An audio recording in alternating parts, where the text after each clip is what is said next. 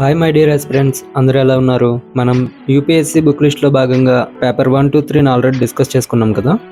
ఇప్పుడు paper 4ని discuss చేసుకుందాం. Paper 4లో మనకు తెలిసింది ఎథిక్స్, ఇంటిగ్రిటీ, యాప్టిట్యూడ్ అనేది. మనం చేసే అడ్మినిస్ట్రేషన్లో నిజాయితీగా ఉండి అడ్మినిస్ట్రేట్ చేయాలి అన్నది మనం నేర్చుకోవాలని ఈ పేపర్ ఇంక్లూడ్ చేయడం జరిగిందండి. సో దీనిలో మనం ఏంటంటే moral values, ethical values and personality development and integrity ఇలాంటి వాటిని మనం నేర్చుకోవాల్సి ఉంటుంది ఈ సబ్జెక్ట్ ద్వారా. సో దానికోసం మనకి ఇంగ్లీష్లో చాలా బుక్స్ అవైలబుల్గా ఉన్నాయి. మనం తెలుగులోకి వచ్చేటప్పటికి most suggestible and important books అయినటువంటి 2 బుక్స్ని మీకు ఇంట్రడ్యూస్ చేస్తానండి. ఇప్పుడు ఆ 2 బుక్స్ ఏంటి అంటే కనుక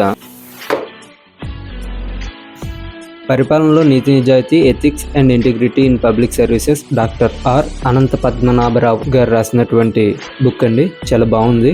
అండ్ అలాగే నైతికత, సమగ్రత, స్వాభావిక సామర్థ్యం అనేటువంటి బుక్ బాలలత మేడం గారు రాసినటువంటి బుక్. ఇది కూడా చాలా బాగుంది.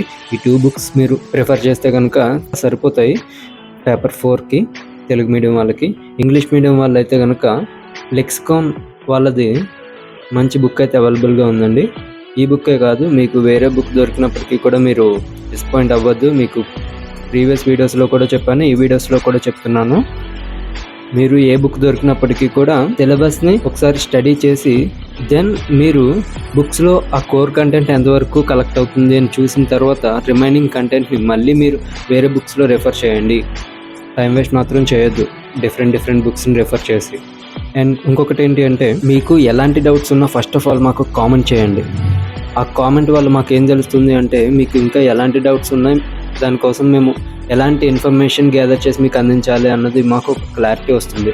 అండ్ మా ఈ కష్టానికి సపోర్ట్గా మీరు ఖచ్చితంగా సబ్స్క్రైబ్ చేసుకుంటే మాకు మోటివేషన్ దొరికి మేము ఇంకా మంచి వీడియోస్ చేసి మీకు ఇన్ఫర్మేషన్ ఇంగ్లీష్, హిందీలో ఉన్న చాలా ఛానల్స్ని మీరు అర్థం చేసుకోలేక ఇబ్బంది పడుతూ ఉంటారు.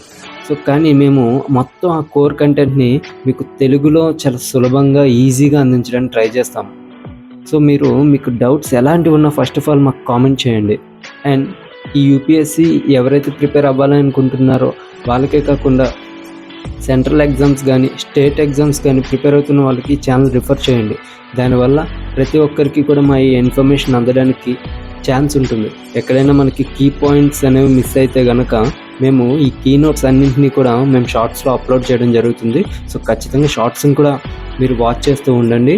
ఖచ్చితంగా మీరు ప్రిపేర్ అవుతూ ఈ మన ఛానల్ ఫాలో అవుతూ ఉంటే కనుక మోస్ట్ ఆఫ్ మీకు రిజల్ట్ అనేది ఖచ్చితంగా కనిపిస్తుంది. దానికోసం మేము ఇంకా ఎఫర్ట్స్ పెట్టడానికి ట్రై చేస్తూ ఉంటామండి. Thank you.